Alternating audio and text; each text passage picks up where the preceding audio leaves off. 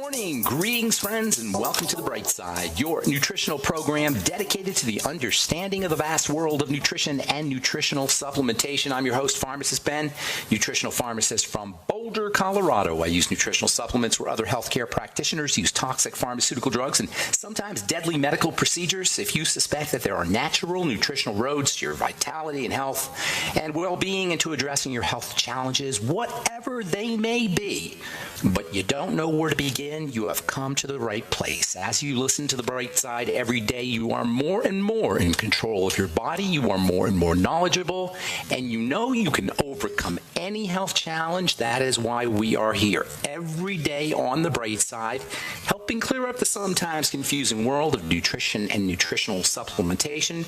Over the last 31 years of practicing pharmacy, I have seen drug-free recoveries from diabetes, hypertension, obesity, skin diseases like psoriasis, eczema, rosacea, acne, digestive ailments, autoimmune issues of all kinds. Recoveries that by the standards of modern medicine can only be called a miracle, but what is in the world of the body, what is in the world of biology, standard operating procedure. Because the human biological system is a healing system, it's a regenerating system. It is designed divinely to heal and renew itself on a moment-to-moment basis. And while some folks may call that healing, renewing, regenerating system a miracle, it really is just the way the body works. If you have questions about health or nutrition or prescription drugs, we are here for you on The Bright Side. We welcome your phone calls at 844-236-6010. That's 844-236-6010. If you have questions about the longevity products, longevity business, a health challenge you or a loved one may be dealing with, if you want to wean yourself off your meds and get on a good nutritional supplement program, we can help you. And if you have a success story you'd like to share, or if you just want to contribute to the conversation, 844-236-6010 is our number. Got lines open for you. Try to call in early so we can get to as many calls as possible. I want you to feel comfortable that this is your nutritional radio program. This is your opportunity. If you have questions about anything to do with health or nutrition or prescription drugs or skin health questions as well, formulations, ingredients, 844-236-6010 is our number.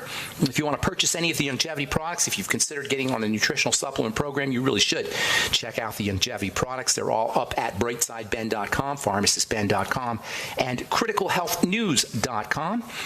You can purchase longevity products off the websites. You can also sign up to join the Brightside Ben team. And if you're an entrepreneur, you really should check out the entrepreneur and business opportunity that's up at brightsideben.com, pharmacistben.com, and criticalhealthnews.com. If you enjoy the entrepreneur lifestyle, if you want to make your own hours and work out of the home, if you'd like to earn thank you checks by helping spread the word about the power and importance of a good nutritional supplement program, you really should check out our website and our business opportunity at brightsideben.com, pharmacistben.com, and criticalhealthnews.com. You can also call the phone team at 866-735-2470. That's 866-735-2470 for a one-time $25 fee.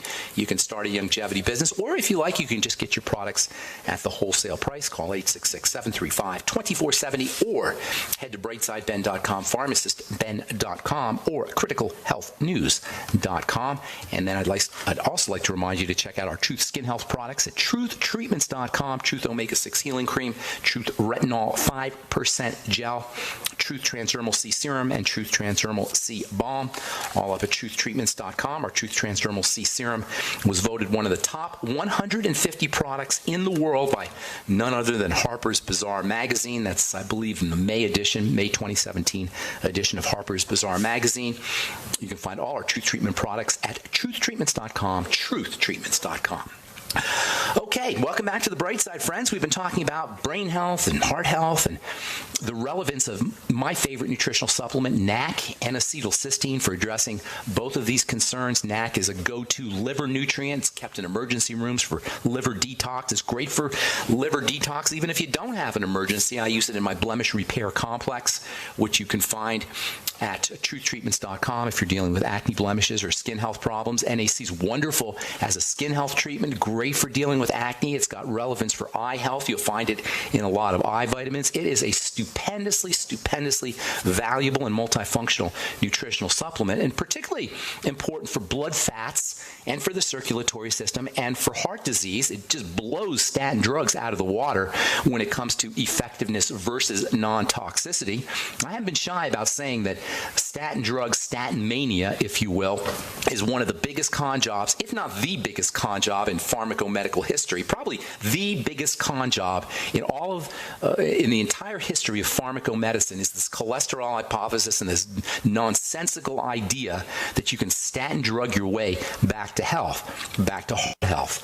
Now, it's impossible to know exactly how effective these ridiculous drugs are at preventing heart attacks. After all, if you don't get a heart attack when you're on a statin drug, you can't tell whether you didn't get the heart attack because of the statin drug or you just weren't going to get a heart attack. So there's no way to really assess the value of these things because you can't really tell how much they've helped. Still, the fact is that if you take a poison, you are poisoning yourself, and make no mistake about it. I can't be any clearer about this, folks. As a registered pharmacist, I'm telling you, prescription drugs are poison, not metaphorically, not poetically, not hyperbolically. I'm not exaggerating. They're literally poison. Now, you can make the argument, as silly as it is, that, well, if we poison the body, we will reduce the risk of some kind of disease, but it just doesn't make sense. You're administering yourself a poison when you swallow your Lipitor, your Mevacor, your Zocor, whatever. That means a burden on the liver. That means an expenditure of nutritional resources to detox the drug. And very likely it means some kind of side effect. And when the numbers are crunched, according to the website actualcures.com, only 1 in 94 patients taking a statin will receive any benefit. That basically means 99% of statin patients are poisoning themselves with a drug for no good reason. To this day, the cholesterol hypothesis, which states that elevated cholesterol levels cause heart disease, is not only unproven, but also highly unlikely to be correct. People with low cholesterol get heart disease, and they die of heart attacks all the time. And people with high cholesterol live long lives without heart disease. Still, 25% of American adults over the age of 45 are on a statin drug. How can this be? How can 1 out of 4 Americans, how could 25% of American adults over the age of 45 be on any drug? This is craziness. And it's likely that even more will be put on these things in the future. This despite the fact that any scientist who understands even a smidgen of biochemistry knows that simply suppressing cholesterol production pharmacologically with a drug is not an intelligent way to prevent the number 1 killer in this country and around the world, that is cardiovascular disease. Even worse, drug companies are constantly looking to give doctors even more reasons to dispense these things. They want children on them. From the New York Times, June 2008, quote, "The nation's pediatricians," this is the American Academy of Pediatrics they're referring to, "are recommending wider cholesterol screening for children and more aggressive use of cholesterol-lowering drugs starting as early as the age of 8 in hopes of preventing adult heart problems." What planet are we on? This is the American Academy of Pediatrics. This is supposedly intelligent physicians. They want to put 8-year-olds on statin drugs. And then they play games with healthy cholesterol numbers. Several years ago, the American Heart Association and the American Academy of Cardiology actually changed the guidelines for dispensing statin drugs. They lowered the bar. They lowered the threshold on cholesterol scores so that more people would be on their prescription drugs. In effect, they increased the number of Americans who would become potential patients, potential victims of statin mania from 43 million to 56 million. That's a 25% increase in new patients, new business, if you will, from Merck, Sharp and Dohme and Pfizer and all the other drug companies that are putting out these statin poisons. Let me be clear here, as clear as I can be. Lowering cholesterol pharmacologically, poisoning cholesterol-making cells in the name of health is a dumb way to prevent heart disease. And for that matter, the tired old meme that you need to avoid egg yolks and saturated fat and butter to protect the heart should be regarded as mainstream medical stupidity at best, and manipulation of human beings at worst, manipulation for profit at worst. All right, I'm Pharmacist Ben. 844-236-6010 is our number. You're looking for...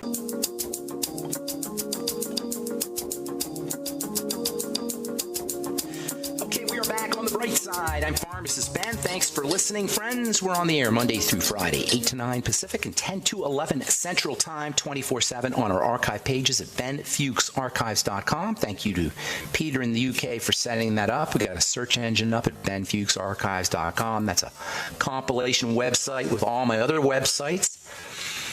And then you can also head to brightsideben.com. We have a search engine up there, as well as all the programs archived, brightsideben.com. You can purchase longevity products off brightsideben.com, pharmacistben.com, and criticalhealthnews.com. Got news stories, blog posts, as well as videos at criticalhealthnews.com, brightsideben.com, and pharmacistben.com. Also all the longevity products. And you can sign up to join the Brightside Ben team off the websites as well, criticalhealthnews.com, pharmacistben.com, or brightsideben.com, or you can call the phone team at 866-735-2470 for a one-time $25 fee. You could be a longevity distributor, help spread the word about the power and importance of a good nutritional supplement program, and also make some money at the same time.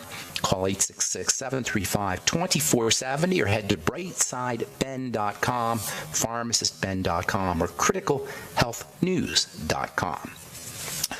All right, so we've been talking about NAC, and we'll be talking later on about how NAC is important for cardiovascular health. NAC has a little molecule of sulfur, which is super duper important for the heart. It's also very important for detoxification.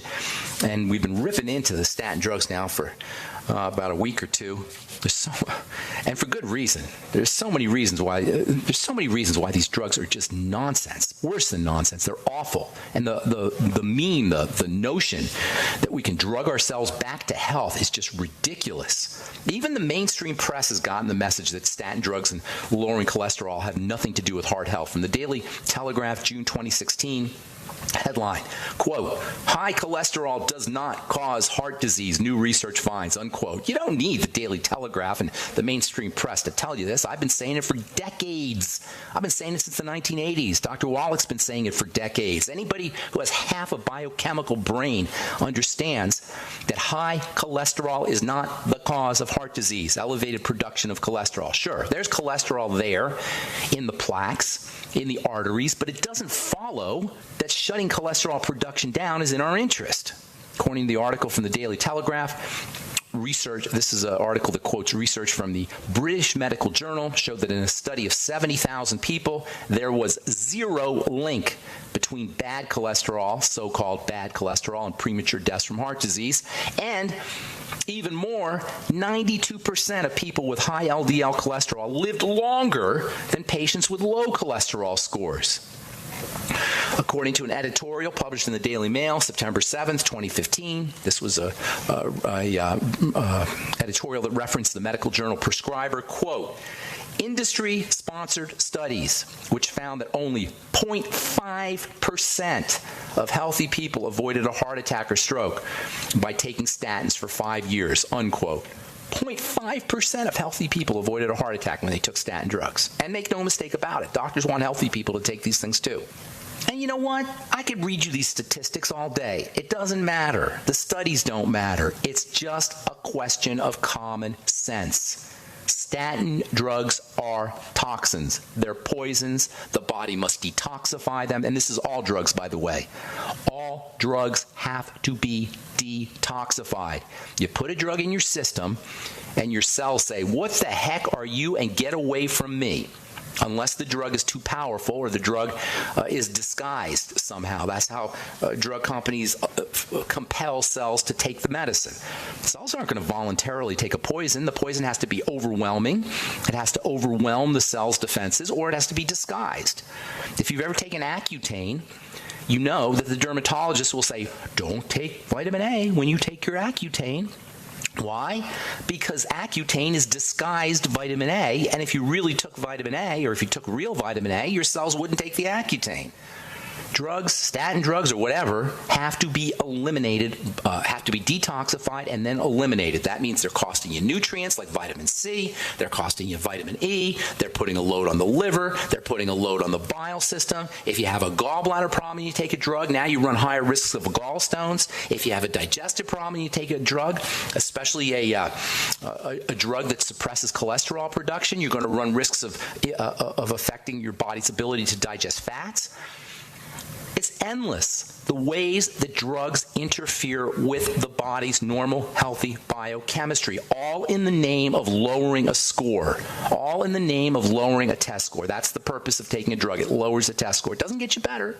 There's no drugs that will get you better. Maybe an antibiotic will get rid of an infection, but drugs that you take for long-term chronic diseases, they don't make us better. It's just some kind of hypnotic trance that we're all under. I'm going to go to the doctor and he'll take care of me with a medicine. You know, this is absurd. This all started, by the way, or at least it really got going in the early 1900s with the Flexner Report that mandated drugs and surgery as the way to take care of the body. It actually compelled doctors, good doctors, to throw away their electronic machines and their acupuncture and their homeopathy and all the other so-called alternative ways of treating the body. This is in 1910, the Flexner Report. It compelled doctors to use drugs and surgery, or so-called standards of care, appropriate and approved ways of treating the body. And who suffers? Look at our health, our collective health as Americans since 1910. Look at what's happened to our health. Have we gotten better since the Flexner Report? Have we gotten better since the standardization of medicine? That's all you got to do is look at the statistics and look at the numbers and look at the evidence. It's simply a question of common sense. Drugs are poisons, and only a biochemical ninny or maybe a doctor can possibly think that putting poison into the body is somehow a health strategy. So what is the real cause of heart disease? It's the same as the real cause of any disease. And once we nail this thing down, folks, there's going to be a lot of unemployed doctors and there's going to be a lot of healthier people. The cause of all disease is in the word disease. Dis-ease. It's a body out of ease. It's a body that is in survival mode. There's two kinds of modes of operating. The body has two kinds of ways of operating. It has a survival way of operating, and it has a thrival way of operating. And this distinction between survival and thrival reveals to us the cause of disease and the cure of disease. Survival, neurochemistry, or if you prefer, sympathetic nervous system activity, shuts down healing. When the body is in survival mode, we don't heal. When this body is in survival mode, we don't grow and our bodies don't repair. When the body is in thrival mode, we heal, we repair, we're healthy. Survival is great for survival, but it's only supposed to be short term when we're running from a tiger. The survival mode is for emergencies, and it's only supposed to kick in short term. When the survival way of operating operates long term, we go out of ease, we go into dis-ease, we get sick. Disease, the key to understanding disease is in the word dis-ease. It is an excessive and out of balance stress response. The key word here, response, not the stress, the response. When the stress response is out of balance, we get sick. And there's no drug on planet Earth that can make a difference. But it doesn't matter, because we don't need drugs or doctors. We can handle this ourselves. We can do this. We can do our health business ourselves, and we should. All right, I'm Pharmacist Ben. 844-236-6010 is our number. We're coming back at you with more. Okay, we are back on the bright side. I'm Pharmacist Ben. 844-236-6010 is our number on the bright side. 844-236-6010. If you have questions about the longevity products, longevity business, anything we're speaking about here today, health challenges you or a loved one may be dealing with, or if you have a comment or success story you'd like to share, 844-236-6010 is our number. Hang on, we'll get to you momentarily if you're on hold. From the journal Frontiers in Public Health, study finds 90% of American men are over fat. This isn't overweight. This is overfat. Overfat refers to the presence of excess body fat that impairs health. And you could be normal weight. You can have the right amount of weight. This is why the scale is not necessarily a good indicator of how healthy you are or how much body fat you're carrying. You can have lots of muscle and weight and be over your so-called appropriate weight and be really healthy, or vice versa. You can be underneath your appropriate weight, but if you have too much body fat, you may not be healthy. Excess body fat, especially when it's around the middle, the abdomen, is associated with increased risk for chronic disease. It's associated with increased mortality, reduced quality of life, and most importantly for our purposes, at least for what we've been talking about for the last couple of days, overfat, the presence of excess body fat, is a huge problem when it comes to heart disease. No, it's not cholesterol that causes heart disease, but you could easily have a heart attack simply by carrying excess body fat. Every pound of body fat that you carry has 100 miles of excess blood vessels that the heart has to pump through. This is why being over fat is linked to high blood pressure, it's linked to coronary heart disease, strokes, type 2 diabetes. All kinds of health issues are associated to over fat. What is it that causes over fat? Sugar and insulin, primarily. Toxicity can also do it because the body uses fat to store toxins. Get rid of the body fat. Best way to do it, of course, is to stop eating the foods that spike your insulin. The processed sugars and the processed fats. That's really where the problem is. Scientists find a new way to treat type 2 diabetes from the journal Molecular Metabolism. Check this out. They now want to use a drug called Belviq. Belviq is an anti-obesity drug to treat type 2 diabetes. They figure that by reducing obesity, pharmacologically, of course, you can treat type 2 diabetes. Well, yeah, that's true. Lose weight and your type 2 diabetes will improve. Your blood sugar will improve, but you don't need Belviq to do it. By the way, Belviq works with the serotonin system. Serotonin reduces appetite. Serotonin is the body's vigilance hormone that's produced during the daytime, and this is a great strategy for losing weight or for reducing your appetite. Serotonin reduces your appetite. Make sure you're supporting your serotonin system with things like 5-HTP, which is a supplement that is pre-serotonin, if you will. It's converted into serotonin. The B vitamins, especially vitamin B6, is important for serotonin production. Magnesium is important. Vitamin C is important. This all highlights the importance of getting on a good nutritional supplement program immediately. If you have a weight problem, you will notice results rapidly if you get on the B vitamins, if you get on the Beyond Tangy Tangerine. This is how we want to protect our heart. Getting on a supplement program, making sure we're eating differently. This is how we protect ourselves from diabetes. Not a statin drug, not Belviq, an anti-obesity drug. Making sure you're on a supplement program, making sure you're relaxing the body, making sure you're reducing your interfacing with toxicity, including prescription drugs. Common sense, folks. Common sense. Tomorrow we'll talk about how heart disease really develops, and we'll talk about some real nutritional strategies, non-drug strategies, non-medical strategies that you can use that will truly help reduce the likelihood of cardiovascular disease without a doctor and without drugs. All right, I'm Pharmacist Ben. 844-236-6010 is our number. Time to hit the phones. Good morning, Stuart in Denver. How you doing, buddy? Pretty good, but I still have this issue with my nasal polyps. Other than that, I've just mixed up my BTT and I have my fat coffee for breakfast. Okay, so what's going on today? Your bulletproof coffee, you mean? The coconut coffee? Yeah. Coconut oil coffee? Good deal. How do you like that? Oh, I love it. Yeah? I've never had coffee. I don't even like the smell of coffee. But does it improve the taste of the coffee, or does it amplify the taste of the coffee? Fats sometimes enhance the flavors. Yeah, it's like a really good latte with no sugar. And it's really good. And I use a blender, and I have a stainless steel basket in my coffee maker when I make it at home. And so I upped the antioxidants and the oils. So well, just so you know, you also get a bigger caffeine boost when you put coconut oil. It releases the caffeine more effectively from the coffee, for better or worse. Yeah, most days I work a 10-hour day, so and I only do it in the morning. So yeah, definitely don't do it at night. So what's going on? Excuse me, what's going on? How can I help you, Stuart?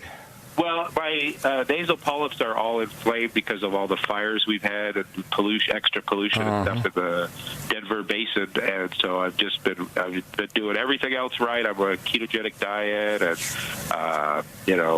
how's your height to weight, Stuart? Really good. I've lost over 100 pounds over the last 2 years. No kidding. That's awesome. Yeah, so I still have man boobs, so I know I'm still that's where your polyps estrogenic.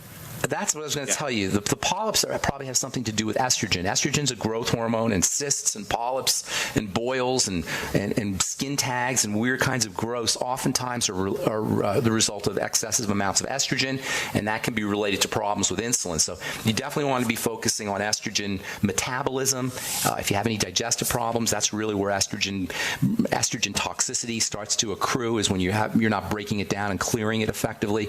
Also, have you tried progesterone cream? Have you tried using progesterone cream? No. You might want to consider using. I have really good notes on that. I probably haven't digested fat most of my life because I've had respiratory problems most of my life, and I've gone back to vegan and never liked meat until recently when I started getting grass-fed. And do you notice you eat less food, or your appetite is decreased when you have more meat? Yeah. But I want to keep good fatty meat. Good fatty, right. Is what I've been, because the protein can be turned into sugar and can be a problem. Too much protein really. No kidding. That's Yeah. exactly right. A lot of folks don't realize that the protein can be converted into sugar. It can throw off diabetes. Protein's important, but you want to be using your protein. If you're not using your protein, it'll get converted into sugar. So you want to go out, if you're going to be eating lots of meat or lots of high protein foods, you want to make sure you're lifting weights or doing some kind of resistance training or somehow building muscle utilizing that protein. So how can I help you today, Stuart? I just wanted to know if you came up with anything else. I was listening to a thing on autism, a national autism specialist, and mostly about biochemistry. He just offhandedly said that every autistic kid that they swabbed their nose had a fungal infection, and that was partially causing the drainage, and everything was partially causing their digestive issues. I can see that. He just offhandedly said that. It didn't give anything else on it. Well, here's the thing. Fungus overgrow when the digestive system is messed up. Bacteria in the gut live in balance with fungus. Bacteria and fungus have this kind of antagonistic relationship. Penicillin, the most famous of all the antibiotics, comes from what? Do you know where it's derived from? Fungus. Fungus, right. Fungus make antibiotics, and they make them as part of their ongoing battle against bacteria. They're in constant battle. And so the bacteria that live in our gut make antibiotics. The bacteria that live in our guts support the immune system to help fight off fungus. But when we have dysbiosis, that is messed up gut bacteria, fungus can overgrow. Hang tight, Stuart. I got to take a break, and then we'll finish up when we come back. I'm Pharmacist Ben. 844-236-6010 is our number. You're listening to The Bright Side. We're back on The Bright Side. Pharmacist Ben here, 844-236-6010. Finishing up with my buddy Stuart in Denver. For fungal infection, Stuart, work on the gut. There's a really cool book, by the way, called The Yeast Connection. You may have heard of it, by Dr. William Crook. And he talks about avoiding sugar. It's a great book. He talks about avoiding sugar, and that's always a good strategy. Sugar throws off gut bacteria. It also feeds yeast, so going low-carb, ketogenic, that's a great strategy. Making sure that you're using probiotics, the ultimate nightly essence, eating fermented foods. Work on the gut, basically, whenever you have a fungal infection or a yeast infection. The nightly essence is what really got me originally over the hump to get nice. And then coconut oil doesn't need bile, so it starts cleaning out the liver and the bile ducts at the other end. Which for you, crazy. Carly. They're talking about saturated fats, and they don't even bring up any of that. Very good, solid research about that. About coconut oil. Even alcoholic liver disease has been. Coconut oil has been tested on alcoholics that produce no bile and their liver is completely clogged. You're absolutely correct. Saturated fat thing. Coconut oil is a source of something called MCTs, which I've been using for many years in my skin products, as well as nutritionally. I've been taking it myself. Bodybuilders know all about MCT because, like you say, Stuart, it does not require bile. It goes right into the bloodstream. It's used for energy. It's not stored as fat, and coconut oil is a great source of MCTs, medium chain triglycerides. Yes. Brain octane oil by Bulletproof is MCT8, and they have lots of research on that now too. That's basically endogenous ketones derived from coconut. MCTs get converted into ketones very readily. I don't believe there's ketones. There's no ketones. I don't think. This is one that it gets blood ketones faster, quicker, and it stimulates ketogenesis. That's right. That's why coconut oil should form the crux of your fat intake on the ketogenic diet. All right, Stuart, I'm going to motivate here. I got a bunch. Go ahead. Being on a ketogenic diet, what most people eat doesn't even look like food to me. So I'm never hungry. I forget to eat sometimes. I get the 90 for life, so I'm covering all the bases. So anything else that fits within my diet, I can eat and cook. I have a whole chicken in my slow cooker right now, making chicken soup. And good for you, Stuart. Free-range organic chicken in my slow cooker right now. So nice. All right, buddy. Good to talk to you, Stuart. Have a great day, man. Thank you, man. Keep up the rave. Keep on those drug companies because the stats are nasty. All right, buddy. Talk to you soon. And by the way, when you're on the ketogenic diet, you want to make sure that you're cranking the vitamin E. Vitamin E protects blood fat, protects fats. It's a fat stabilizer, keeps fats from oxidizing. So if you are on the ketogenic diet, make absolutely positively sure you're using your vitamin E. All right, Mary from Michigan. Good morning. Welcome to the bright side. Good morning, Ben. I got a couple of quick questions for you. Number one, is there any reason or any way around needing a prescription to get the test strips for diabetic testing machine? You don't need a prescription for those. You don't? I'm not. No. You can just go to the drugstore and get those. The test strips. Oh, I didn't. Really? Yeah, I thought you needed a prescription. You might need a prescription for your insurance to pay for it. That's different. But as far as buying, I don't know. No, you can just get those. You can just get those at the drugstore. Go ahead. What else? Was that what you want to know? I'm about to have cataract surgery, and they are requiring a checkup. And I don't have a family doctor, and I want to make sure that the doctors aren't going to want to do tests that I don't necessarily need to have done. Well, I'm not sure what kind of tests they want, but here's what I'm going to tell you about cataracts. I think they want to know that I can withstand the anesthesia. That's it.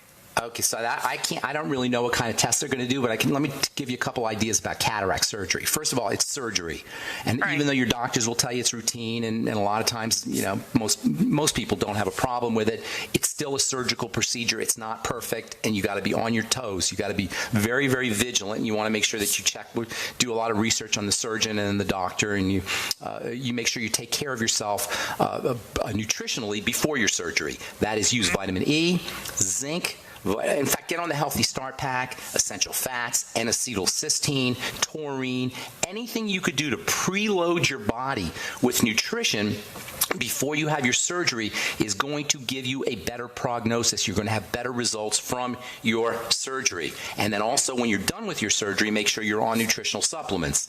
Now, if your doctor tells you we don't want you on supplements, insist that you're on nutritional supplements. They will make your surgery go better, and you'll get better results, and the likelihood of problems will be reduced. Look for eye vitamins. You might want to consider the Vision FX from Longevity or the Occutive, or you can put together your own healing program, and there's a lot of nutrients you could do. Digestive enzymes also can help. You take them on an empty stomach. They can help reduce inflammation, post-surgical inflammation, and if you take them as a pre-treatment, prophylactically, you can reduce inflammation as well. And also, vitamin K is an awesome nutritional supplement for the bruising, for any kind of surgical bruising. Vitamin K can help reduce surgical bruising.